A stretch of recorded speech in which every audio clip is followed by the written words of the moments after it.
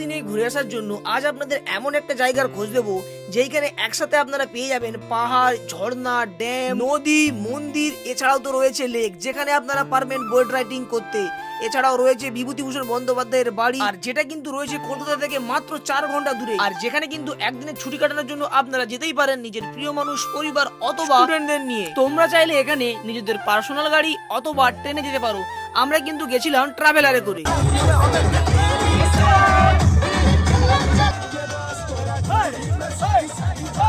আর হ্যাঁ, আমরা কিন্তু বাড়ি থেকেই রান্না করে নিয়ে গেছিলাম রুটি আর মাংস, আর আমরা গিয়েছিলাম প্রায় 26 জনের মতো এই ট্রাভেলারে করে। তো প্রথমেই আমরা গাড়ি ছেড়ে আমরা মেচোগ্রামের কাছে একটা পেট্রোল পাম্পে হল্ট করেছি, তারপর ওখানে খাওয়া দাওয়া করে প্রায় 1টার দিকে আমরা ওখান থেকে গাড়ি স্টার্ট করলাম।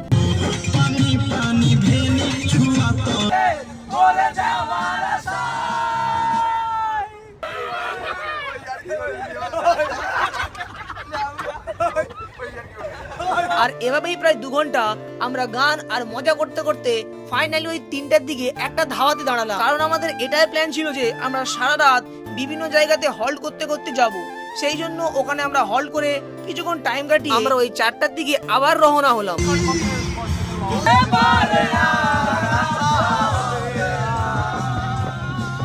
আর এভাবেই গান করতে করতে আমরা পৌঁছে গেলাম আমাদের প্রথম ভিজিট প্লেস। এখন কিন্তু বাজে সকাল 5টা, আর আমরা কিন্তু পৌঁছে গেছি গালুদিহ বা কিছু একটা গালুদি এরকম একটা ব্রিজ। আর এই দেখো সুবর্ণরেখা বয়ে গেছে। এখন এখানে জল নাই, বর্ষাকালে জল থাকে, বাট এখন কিন্তু কোনো জল নাই। দেখো অনেকটা বড় ড্যাম, তোমরা নিজেরাই দেখতে পাচ্ছ যে সূর্য ওঠার সময় কতটা সুন্দর লাগে। তারপর আমরা ওখানে কিছুক্ষণ সময় কাটানোর পর পৌঁছে গেলাম রঙ্কিনী মন্দির। আর এখানে কিন্তু রঙ্কিনী মন্দির থেকে ওই পাহাড়ের উপরে ট্রেকিং করে উঠতে হবে। প্রথমেই আমরা রঙ্কিনী মন্দিরে দর্শন করে শুরু করলাম আজকের যাত্রা, আর তারপর কিন্তু আমরা পাহাড়ে ওঠা শুরু করলাম। সত্যি কথা বলতে এই সকাল সকাল পাহাড়ে উঠতে প্রত্যেকেরই খুব অসুবিধা হচ্ছিল, কিন্তু সকালবেলা পাহাড়ে ওঠার সময় ভিউটা জাস্ট দেখো, চারিদিকে ঘন জঙ্গল আর তার মধ্যে দিয়ে কিন্তু সূর্যটা উঠছে, দেখতে দারুণ লাগছিল। সত্যি বলতে দীপুর ফার্স্ট টাইম হয়তো অবস্থা খারাপ হয়ে যাচ্ছে, খুব খারাপ, আর আমাদেরও অবস্থা খারাপ, মানে এখনো আমরা হাঁপও উঠতে পারিনি। এখানে দেখো এরকম সিঁড়ি করা, এরপর বললো কিছুটা আবার নর্মাল রাস্তা, মানে সকাল সকাল একদম পুরো হাঁপিয়ে যাচ্ছি। মানে আমরা তো নর্মালি প্র্যাকটিস নেই হাঁটা, ট্রেনে করে যাতায়াত করি না ওই জন্য। আর ভিউটা জাস্ট দেখো, হাঁপিয়ে যাচ্ছি বলে আমাদের হাঁটা অভ্যাস নেই, তো আমরা ট্রেনে করে যাতায়াত বলে না, পাহাড়ে ওঠা অভ্যাস নেই। কোন সিঁড়ি ছিল, এখানে এখন রাস্তা তৈরি হচ্ছে। এবার দেখো, এবার কিন্তু অনেকটা পাহাড়ে এরকমই মানে অ্যাডভেঞ্চার, অনেকটা উপরে উঠে গেছি, হাঁপিয়ে যাচ্ছি পুরো। ওঠার পর প্রত্যেকের অবস্থা পুরো খারাপ হয়ে যাচ্ছে একদম। ছিলাম এই মন্দিরের কাছে, আর এতটা উপরে উঠলাম, দাঁড়াও ভিউটা জাস্ট দেখো,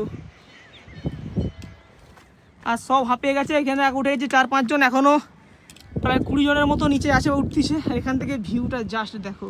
এতক্ষণ যে আমরা ট্রেকিং করে এলাম, মানে পুরো শোধ। তো আমরা কিন্তু পাহাড়ের ওপর প্রায় 1 ঘন্টার মতো কাটালাম। সত্যি বলতে ওপরে ঠান্ডা ঠান্ডা বাতাস হচ্ছিল, তার সাথে সূর্য ওঠা দেখা, এক কথায় দারুণ লাগছিল। আমাদের তো নামার ইচ্ছেই ছিল না। রাস্তা দেখো, মাল খড়ি খড়ি চলে রে, খালি উঠে যাবে আর পারবে নি। এই দেখো আমরা এইসব কত ঘুরছি, এই সময় তো অভিজ্ঞতা। আমরা হলাম যে বিয়ার গিলসের লোক, ঠিক আছে, এরকম কত পাহাড় এইসব বাচ্চা যে খালি নামে হাউ পাউ করে হাঁপিছে, কি করছে বিয়ার গিল। আর দেখতেই পাচ্ছ আমরা কিন্তু ওই পাহাড়ের উপরে উঠেছিলাম।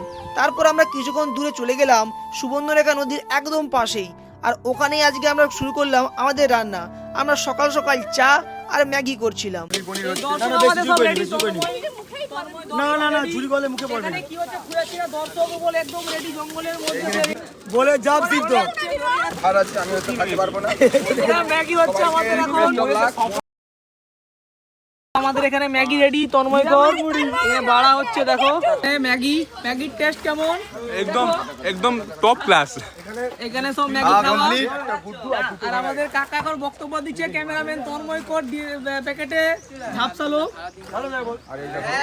এখন বাজে 10টা, আমাদের গাড়িটা কিন্তু এখানে সুবর্ণরেখা নদী রয়েছে, আর এদিকে কিন্তু ঝর্ণা রয়েছে। আর আমরা কিন্তু ম্যাগি খেয়ে রেডি, 10টা বেজে গেছে। এখন আমরা ঝর্ণাতে স্নান করব, সবাই চলে গেছে অলরেডি। তারপর এখনও অনেকগুলো ভিজিট প্লেস রয়েছে, চলো যাই আর ঝর্ণাটা কেমন তোমাদের দেখায়। ঝর্ণা দেখো, সবাই কিন্তু উঠে গেছে আর ঝর্ণায় জল দেবো, সবাই এখানে স্নান করছে। এই দেখো ঝর্ণার ভিউ, সবাই এখানে স্নান করছে। মানে আমরা যে এতটা ভালো ঝর্ণা পাবো, স্নান করতে পারবো, এটা কিন্তু আমরা আশা করিনি। ঘাটশিলার ঝর্ণার ভিউটা জাস্ট দেখো, হচ্ছে ঘাটশিলার ঝর্ণার ভিউ।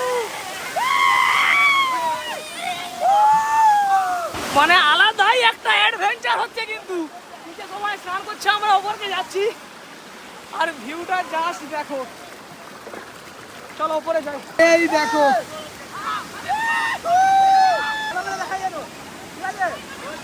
সত্যি কথা বলতে গরমকালে ঝর্ণা বা নদীতে কিন্তু খুব একটা বেশি জল নেই, তাই তোমাদেরকেও বলবো তোমরা কিন্তু প্ল্যানটা বর্ষাকালেই করো। ওখানে প্রায় 2 ঘন্টার মতো সময় কাটানোর পর আমরা ফাইনালি পৌঁছে গেলাম বিভূতিভূষণ বন্দ্যোপাধ্যায়ের বাড়িতে। আর তারপর আমরা ওখান থেকে চলে গেলাম আর একটা জায়গা। আমরা আছি ফুলডুহুরি পাহাড়।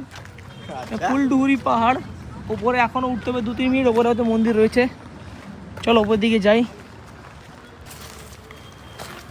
সত্যি বলতে এটার উপরে তেমন কিছু নেই, এটা হলো ফুলডুংরি পাহাড়। আর এখানে ভিউটা দেখো, চারিদিকে শুধু গাছ আর তেমন কিছু নেই। তারপর আমরা চলে গেলাম রেস্টুরেন্টে খাওয়ার জন্য, আর ওখান থেকে আমরা ভাত খেয়ে চলে গেলাম আমাদের পরের লোকেশন ধারাগিরি ওয়াটারফলসের দিকে। আর এই ধারাগিরি ওয়াটারফলসে যাওয়ার জন্য প্রায় 45 মিনিট থেকে 1 ঘন্টা কিন্তু পায়ে হাঁটতে হবে, তাই আমাদের গাড়ি প্রায়শই যায়নি, আমরা কিছু লোকই গিয়েছিলাম। তারপর আর কি, গ্রামের দৃশ্য আর চারিদিকে এই সবুজ গাছ দেখতে দেখতে ফাইনালি কিন্তু আমরা পৌঁছে গেলাম। তো ফাইনালি ঝর্ণা দেখা পাওয়া গেছে, আর রাস্তাটা দেখো, প্রায় আধা ঘন্টার মতো কিন্তু হেঁটে আসছি। হ্যাঁ, এটা হচ্ছে সেই ধারাগিরি ওয়াটারফলস। মানে একদম জল নেই, জল পুরো শুকিয়ে গেছে। বর্ষাকালে জল থাকে, এখানে স্নান করে, বাট এখন কিন্তু একদম জল নেই। মানে এতক্ষণ যে আমরা হেঁটে এলাম আধা ঘন্টার বেশি, পুরো বেকার। মানে প্রত্যেকের অবস্থা পুরো খারাপ হয়ে গেছে, প্রায় 1 ঘন্টা আপ ডাউন। তারপর আমরা চলে গেলাম পাশেই একটা লেকে, যেখানে কিন্তু বোট রাইডিং হয়, বাট এখন গরমের জন্য টুরিস্ট বেশি না থাকার জন্য বোটগুলো সব অফ ছিল। তো ওখানে আমরা বেশি সময় না কাটিয়ে বাড়ির দিকে রওনা দিলাম। আসার সময় একটা টোল ট্যাক্সের পাশেই কিন্তু আমরা বানিয়ে নিচ্ছিলাম চিকেন পকোড়া। দেখো আমাদের চা খাওয়া চলছে, ঠিক আছে।